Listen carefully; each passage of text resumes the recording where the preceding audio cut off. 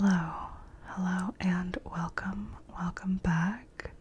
Today we are doing another true crime video, this time covering the Diesel Dupe, in which Volkswagen, the car company, outfitted over 11 million cars with defeat devices, which are definitely illegal, in order to cheat emissions testing. So 500,000 of those cars were in the United States. There were 8 million in Europe, and then the rest were going to be worldwide. This crime was discovered in the US because we have stricter emissions testing here, or at least we did when this was discovered back in 2014. To be honest, I'm not sure if the various countries in Europe or the European Union have altered their emissions standards since then, but let's get started with talking about Volkswagen, why they did this crime, how they did this crime, and what the outcome was. Volkswagen came out of Nazi Germany.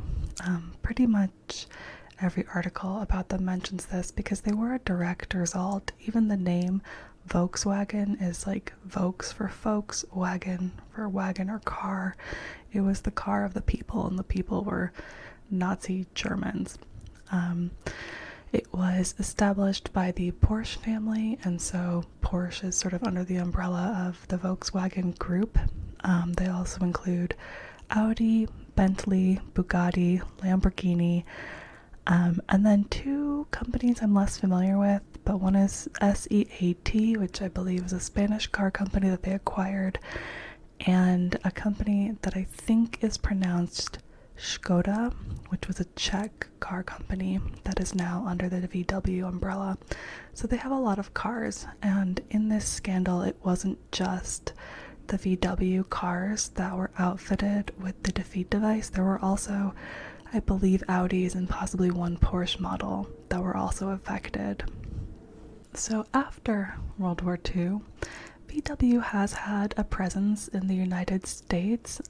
Their Beetle has had fluctuating popularity. I remember when I was younger, I saw lots of like retro looking Beetles on the road, so that was definitely a thing.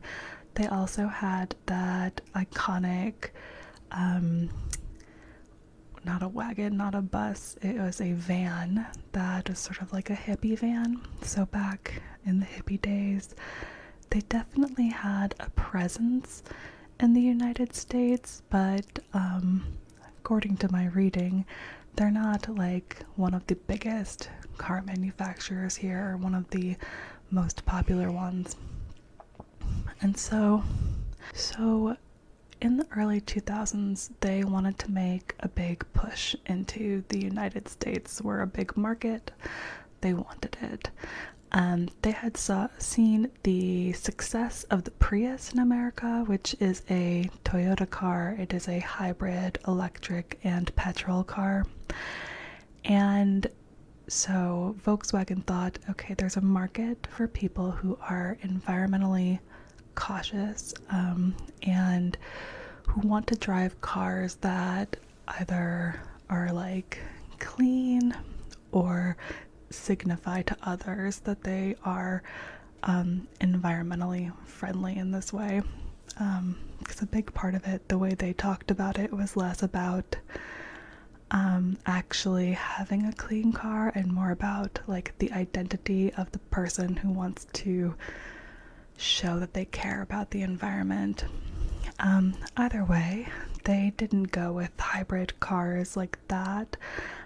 They were looking at the Prius, and sort of one of the biggest drawbacks of the Prius is that it does not have a very powerful engine. Like, you can throw your foot, you can put pedal to the metal on that thing, and it doesn't have a lot of pickup. It doesn't drive very fast. The engine doesn't vroom forward. That is not an experience you're going to get with the Prius. And so VW, who already made a lot of diesel cars, wanted to bring diesel to America with so-called clean diesel. People like diesel. I had to look this up. People like diesel because it has better fuel economy than gasoline or petrol. and it allows for more powerful engines. And the other selling point is that it had lower carbon emissions. Now, I can tell you diesel is not as popular in the United States as it is in Europe. I didn't realize it was popular in Europe before reading about all of this, but I can tell you, as someone who has lived in the US for most of my life, I've never driven a diesel car. I've never owned a diesel car. Nobody in my family has ever owned a diesel car. So I don't know anything about diesel. Like, I know it exists. I see the price of diesel, when I go to the gas station. I assumed diesel was only for like trucks or like semis, or I really didn't know. So apparently in Europe, diesel is much more common for these reasons. Again, it is better fuel economy, so more miles per gallon, and you get more powerful torque. And so the engine feels more powerful than with a petrol engine. The other selling point is that diesel has lower carbon emissions, and while that sounds good and it sounds like, oh, that's cleaner, it's because it has a different emission. So instead of carbon emissions, diesel engines output something called nitrogen oxide, or NOx. And nitrogen oxide is worse for the environment than carbon dioxide. It's different than carbon dioxide, but I think most people agree that it's worse. It contributes to smog formation. So if you've ever seen the smog over LA, although LA is cleaner now, or in other places, like I used to live in Beijing, and the smog there was terrible, though I've heard it has also cleaned up a lot since I left. NOx, or nitrogen oxide, is a big part of that smog formation. More relevantly, maybe, or the reason I think more people feel personally offended by NOx is that it contributes to lung diseases. So it can contribute to the development of asthma, emphysema, and bronchitis. And then it can also exacerbate existing asthma. So, if you have a child with asthma, or if you yourself have asthma, finding out that a car was emitting a lot of NOx might personally upset you, especially if your child or you yourself are struggling a lot.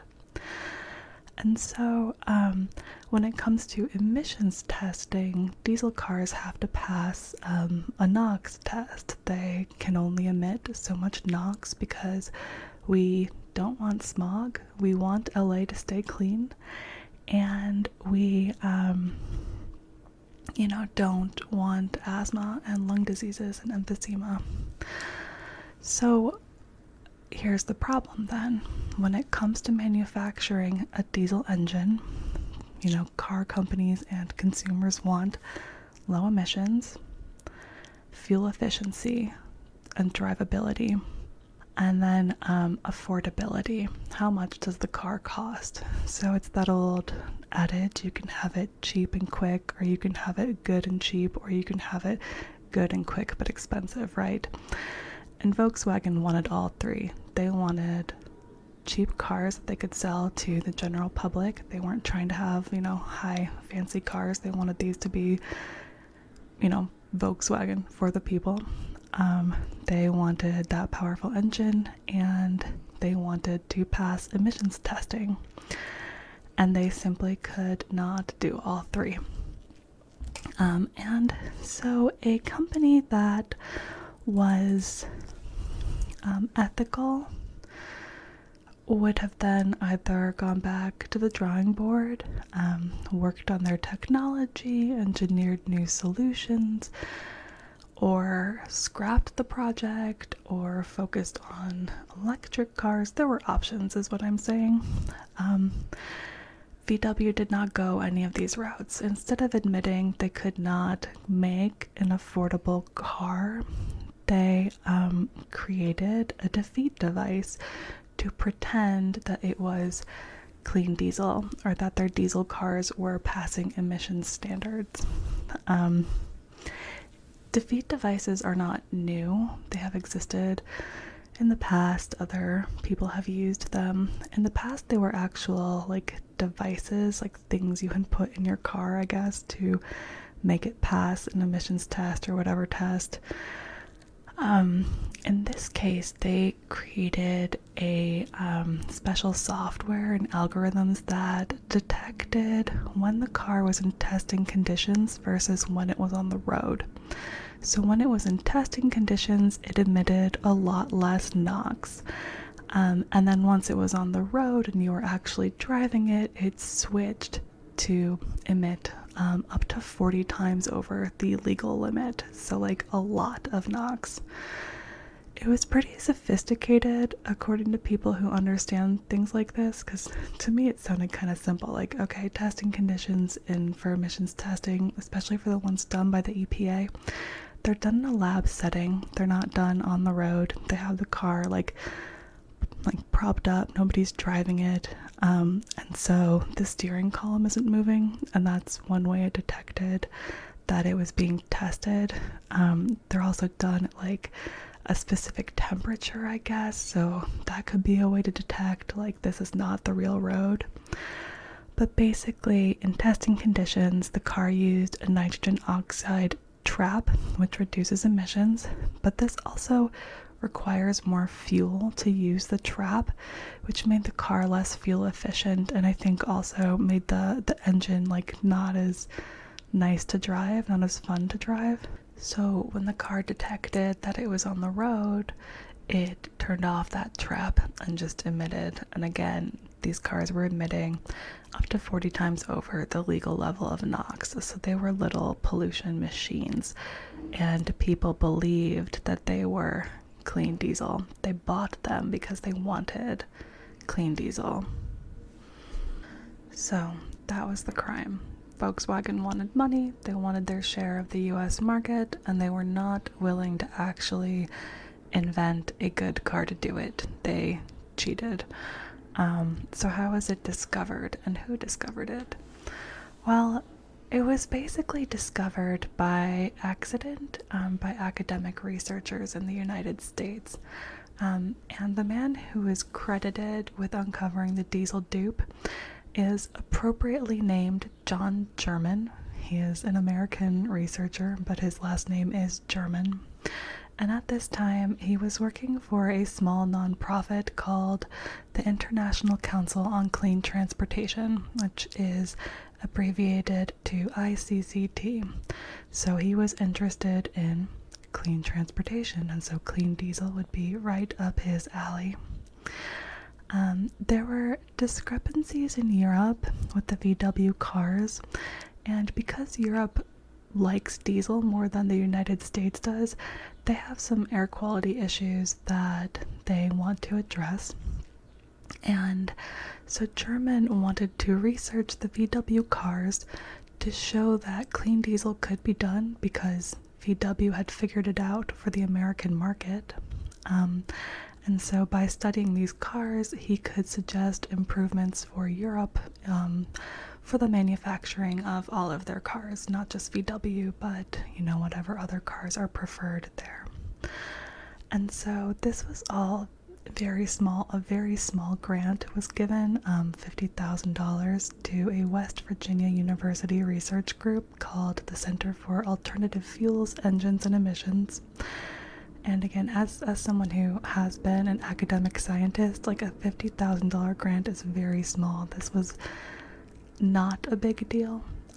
For the individual researchers, it was, but in terms of like, you know, where priorities are for research, this is like just a little drop in the bucket. And so these, and with only $50,000, they were going to be really limited in what they could do. So they decided to conduct tests on 3 diesel cars, the VW Passat, the VW Jetta, and the BMW X5. And so they jerry-rigged their own emissions tester that could be used on the road. And I have a picture here of what it looked like. And again, as someone who's worked in a lab, you pick up a lot of random skills and learn to put together a lot of little machines and create, the materials that you need.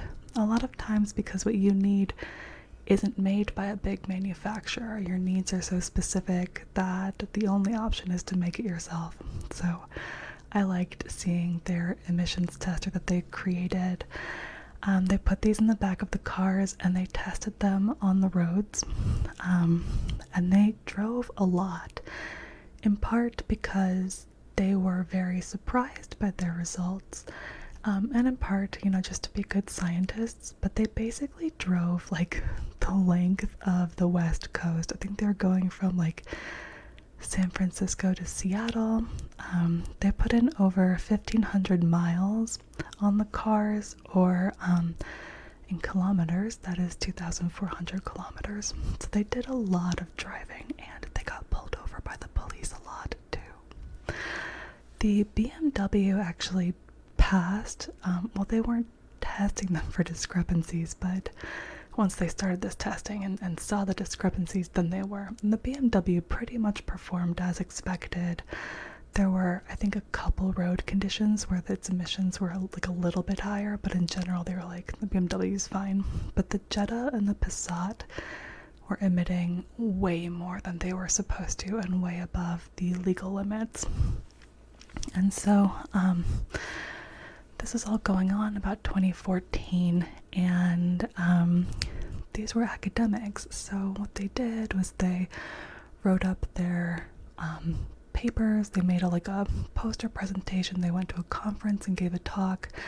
They actually kept which cars they were sealed. Like, they didn't say, the Jetta is garbage. They said, like, car A did this on the road and car B did that. And then German published all the research academically, and he handed the research over to the Environmental Protection Agency, or the EPA in America. And he also sent a courtesy copy to VW, in part to see if this was a mistake. 2 cars, it's possible they got 2 duds. It's unlikely that they would get 2 duds, or maybe this was a widespread problem, or they were giving VW the benefit of the doubt, in part to be good skeptical researchers, because it's really not good. Academics don't go around hurling accusations, and nobody at this point was saying defeat device. But that is how it was discovered. So the EPA was like, that's not great. And in December of 2014, VW had a 500,000 car recall, which is the number of cars that, these diesel, clean diesel cars that they had sold in the United States. And they said that the recall was to reinstall software, saying that was the cause of the problem. That was not the cause of the problem. So in September of 2015, this really started to come out. VW said that there were irregularities with the CO2 emissions, and then later they came clean and admitted to the defeat devices. So in September of 2015 was when Americans were learning, hey, these cars that we bought because we thought they were low emissions and that they were clean, they're not. However, I don't give VW really any credit for this, because they were caught red-handed and they blamed it all on rogue engineers. They were like, oh, we had some bad apples who did this thing in secret and nobody knew about it. Total shocker.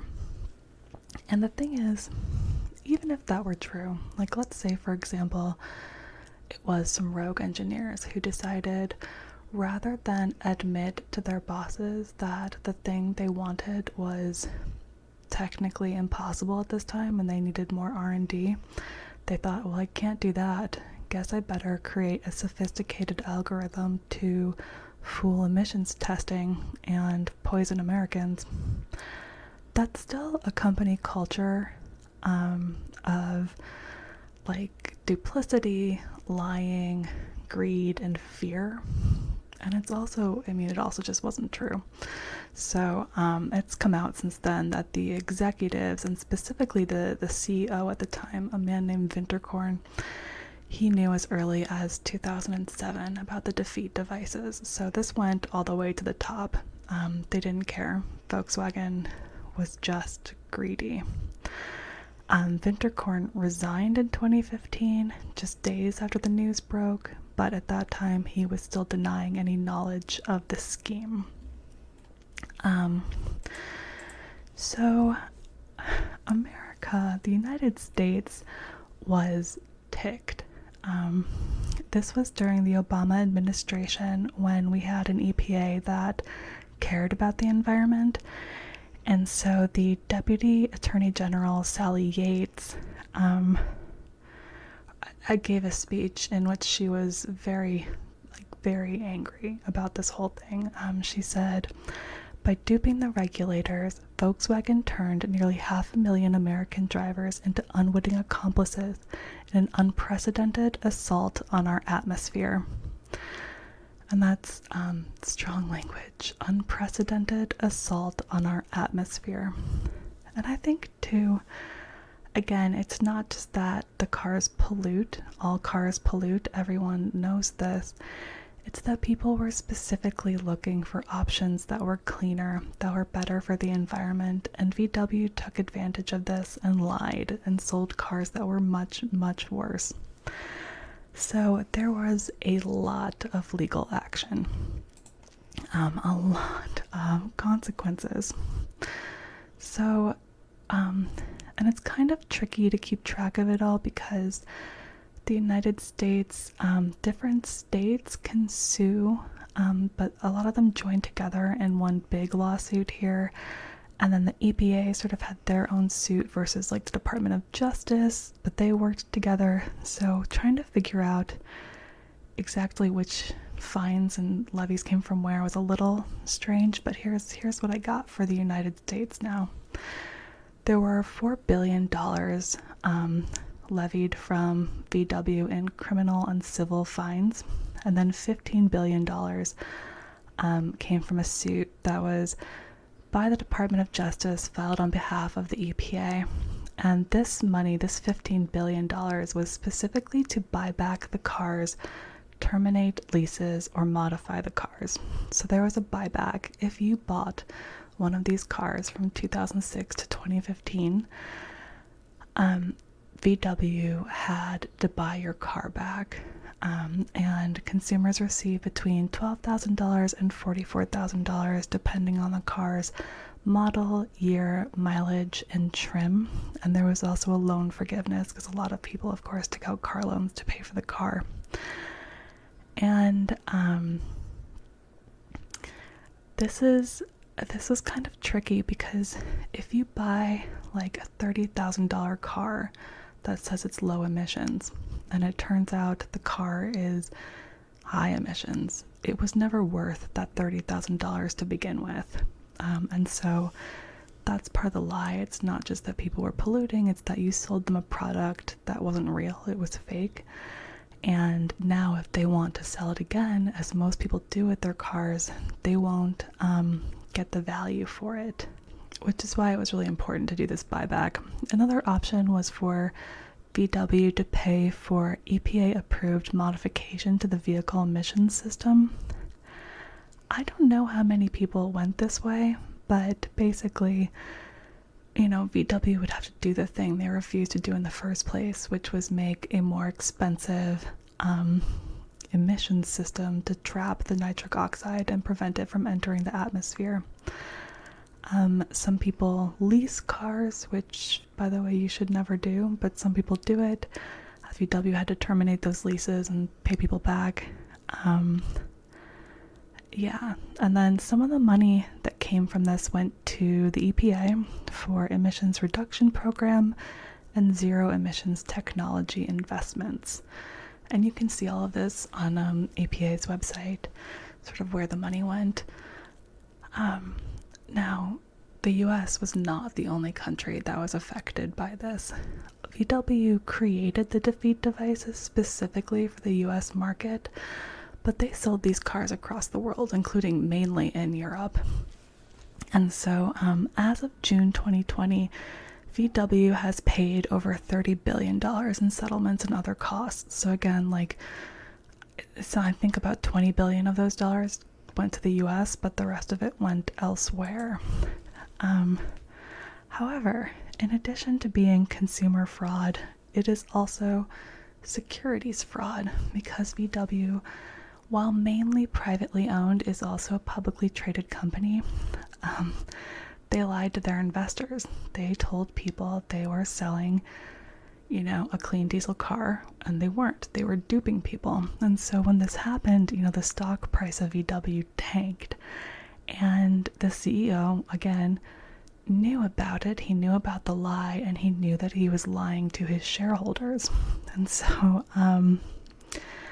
the U.S. Securities Exchange Commission, the SEC, charged Winterkorn and Volkswagen and 2 of its subsidiaries for defrauding U.S. investors, raising billions of dollars in the corporate, bond, and fixed income markets, while making a series of deceptive claims about the environmental impact of the company's clean diesel fleet. So now we've got EPA, Department of Justice, and Securities Exchange Commission, who have all filed suit against Volkswagen and Winterkorn. And this was a criminal suit. This was, white collar crime, but it was criminal, so people have gone to prison. In 2016, James Robert Leong went to a plea deal with the FBI, and then he admitted a bunch of stuff, and that's basically how we knew that Winterkorn knew about the deception, is because he entered a plea deal. He received 40 months in prison and a $200,000 fine. Former emissions compliance officer for VW in the United States was Oliver Schmidt. He was sentenced to 7 years in prison and a $400,000 fine. Now, Oliver Schmidt is German. He's from Germany, so he was extradited in 2020, and he will finish his sentence there. In addition, back in 2017, 6 executives from VW were criminally charged, but they are not in the US. They're not here. They're believed to all be in Germany, and Germany does not have an extradition agreement with the US. As long as they don't come here, they will not be tried by our justice system. Though there have been some German charges that have come out, I'll talk about in a minute. For example, Winterkorn.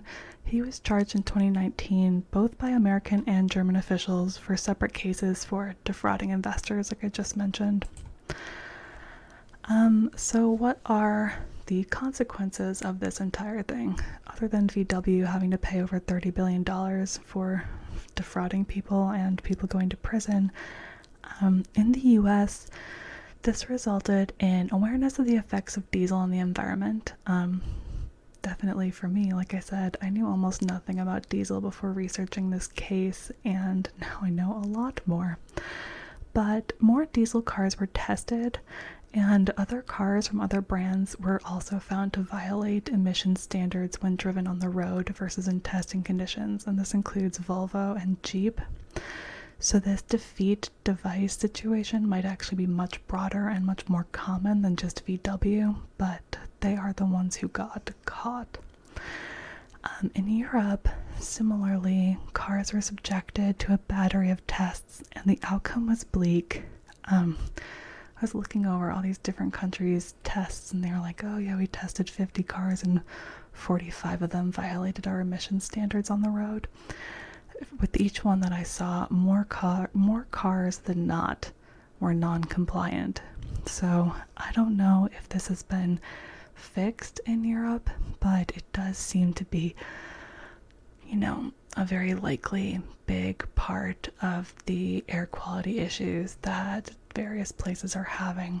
So this greed is widespread, but I think, I guess I wasn't sure at the end of this if VW was the most egregious or it kind of sounds like their big push into America was their downfall. Just they saw this market, they wanted it, and they didn't care about the consequences. I mean, the reason they got caught was because, you know, Americans wanted to help Europeans with some of their air quality issues. And all we found was that Europeans were making our air quality worse. So, yeah, I'm not sure what to think about this. As someone who owns a car and doesn't drive very much, it's very disappointing, and it did make me realize, like, you know, if a manufacturer says this is not terrible for the environment, often I believe them. You know, you think, like, can they just say whatever they want? And the answer sometimes is yes, and sometimes is, well, if they don't get caught, and sometimes is, our testing isn't good enough to find out. So this has made me an even more skeptical person, which, for better or worse. Outside of America, there were consequences as well. I looked at a list. Government action was taken by about 20 countries. I didn't count in total because some of them were split up, like the EU is many countries, but Hong Kong is not technically a country. Most of this governmental action was just recalls of the car. The cars, there were many models, more than just the Jetta and Passat. But I saw that Italy raided a VW office. Norway took legal action regarding the securities fraud. South Korea took legal action and levied fines from VW. They also accused Nissan of using a defeat device, which I found interesting. So they were also taking action against other car companies in the wake of this. Now back to VW. They are trying again to get a foot in the American market, which I find interesting. It's been, 6 years since the Diesel Dupe, and I watched a documentary by a guy who owned one of these cars, and the fury and disgust that he expressed makes me think, like, this guy is never buying a VW again. I would be very curious to hear from those other people who own the 500,000 cars that were recalled, that were bought back. Because I imagine for a lot of them, they would also feel that anger and that disgust, and they would not trust a VW electric car. But that is their current push. Cheaper, more affordable electric cars. They have lots of advertisements. I don't watch TV, but I was recently with my grandma who does, and I was very surprised to hear VW commercials, because again, I just kind of figured, anyone who was aware of this scandal, or again, who owned one of those cars, would still be pretty ticked. However, in terms of whether VW has actually cleaned up its act as a company, I'm going to go with no, because I also found that they currently have a plant in Xinjiang, China. And if you're familiar with Xinjiang and what's going on in China, that is home to some of the most serious human rights violations going on in the world. China has targeted a Muslim minority group called the Uyghurs, and they've been throwing people in concentration camps and making them do slave labor. Now, Volkswagen said, we don't think we have any slaves working for us. They didn't say they knew for sure. They just said, we don't think that's happening here.